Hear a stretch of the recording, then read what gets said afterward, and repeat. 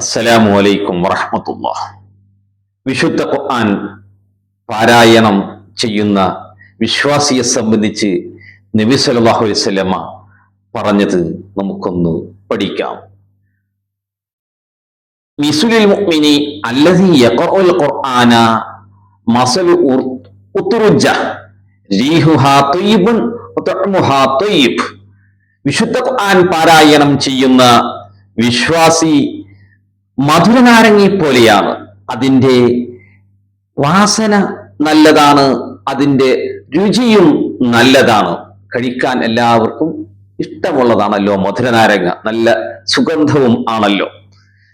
എന്നാൽ മിസ്ലുൽ മുഅ്മിനി അല്ലദീ ലാ യഖറഉൽ ഖുർആന മിസ്ലു തംറ, വിശുദ്ധ ഖുർആൻ പാരായണം ചെയ്യാത്ത വിശ്വാസി അവൻ കാരക്ക പോലെയാണ്.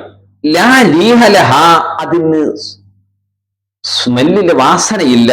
വതഅമുഹാ ഹുലൂൻ, അത് നല്ല മധുരമുള്ള രുചിയാണല്ലോ. എന്നാൽ അവിശ്വാസിയെ സംബന്ധിച്ച് പറഞ്ഞു മിസ്ലുൽ മുനാഫിഖി അല്ലദീ ലാ യഖറഉൽ ഖുർആന കമിസ്ലി ഹല്ലല, വിശുദ്ധ ഖുർആൻ പാരായണം ചെയ്യാത്ത കപട വിശ്വാസി ആട്ടങ്ങ പോലെയാണ്. ലൈസ ലഹാ റീഹുൻ വതഅമുഹാ മുറുൻ, അതിന് വാസനയില്ല, മാത്രവുമല്ല അതിന്റെ രുചിയാണെങ്കിൽ വളരെ കയ്പുള്ളതുമാണ്.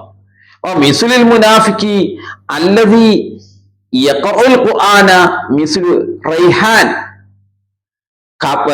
വിശുദ്ധ ഖുർആൻ പാരായണം ചെയ്യുന്ന കപട വിശ്വാസി റൈഹാൻ പുഷ്പം പോലെയാണ്. റീഹുഹാ തയ്യിബ്, അത് നല്ല വാസനയുണ്ട്.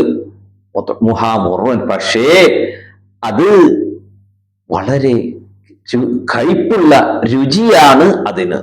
സഹീഹുൽ ബുഖാരി റിപ്പോർട്ട് ചെയ്ത ഹദീസാണിത്. അതേപോലെ തന്നെയാണ് മുസ്ലിമും ഈ ഹദീസ് റിപ്പോർട്ട് ചെയ്തിട്ടുണ്ട്. അപ്പോൾ നമ്മൾ മനസ്സിലാക്കുക, വിശുദ്ധ ഖുർആൻ ഓതുന്നവർക്ക് വളരെ അധികം മഹത്വം ഉണ്ട് എന്നുള്ളതാണ്. പരമാവധി നമ്മൾ ഖുർആൻ പാരായണം ചെയ്യുക, അതിലെ ആശയങ്ങൾ നമ്മൾ മനസ്സിലാക്കുക. ഖുർആനിനെ എത്രമാത്രം നമ്മൾ പാരായണം ചെയ്യുന്നുവോ അതിനനുസരിച്ച് നമ്മുടെ ജീവിതത്തിൽ അനുഗ്രഹങ്ങൾ ഉണ്ടാകും. മാത്രവുമല്ല നമ്മുടെ ഹൃദയം ഖുർആൻ കാരണം ലോലമാകാനും കാരണമാകും എന്ന് പറഞ്ഞുകൊണ്ട് നിർത്തുന്നു. അസ്സലാമു അലൈക്കും വറഹ്മത്തുള്ളാഹി വബറകാതുഹു.